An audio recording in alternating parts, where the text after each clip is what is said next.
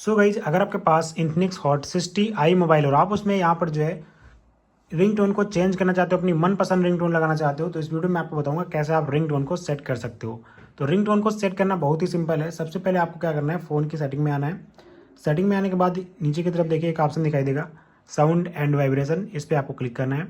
जैसे आप इस पर क्लिक करते हो तो आपके सामने इस तरीके से आएगा। तो यहाँ पर सिम 1 और सिम 2 का रिंग टोन दिया गया है। इस पर आप क्लिक करके रिंग टोन को चेंज कर सकते हो। चलिए मैं यहाँ पर सिम 1 पे क्लिक कर ले रहा हूँ और यहाँ पर देखिए काफ़ी सारी आपको रिंग टोन मिल जाएंगी। इनमें से जो भी रिंग टोन आपको पसंद आती है उसको आप सेलेक्ट कर लीजिए इस तरीके से। और सेलेक्ट करने के बाद दोस्तों ये आपकी रिंगटोन सेट हो जाएगी। इसी तरीके से आप और भी रिंगटोन्स को यहाँ पर सेट कर सकते हो।